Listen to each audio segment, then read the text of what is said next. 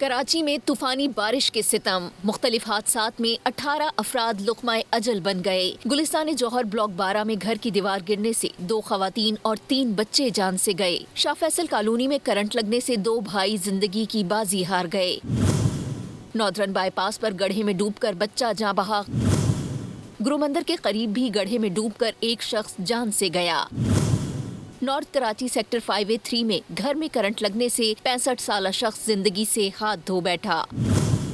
Orangi town डब्बा मोड़ के करीब घर की दीवार गिरने से 8 साला बच्चा दम तोड़ गया। डिफेंस में करंट लगने से 2 अफराद चल बसे। न्यू कराची में नदी से एक शख्स की डूबी हुई लाश मिली। औरंगी टाउन मोमिनाबाद में खस्ता हाल मकान मुनहदिम, 7 जख्मियों को निकाल कर अस्पताल मुंतकिल कर दिया गया। वाक़े की CCTV फुटेज भी सामने आ गई। SSP वेस्ट के मुताबिक मकान में सियासी जमात का दफ्तर कायम था। पंखे का स्विच ऑन करने पर जोरदार धमाके से मकान गिर गया। सब्सक्राइब करें और बेल दबाएं ताकि कोई खबर रह न जाए।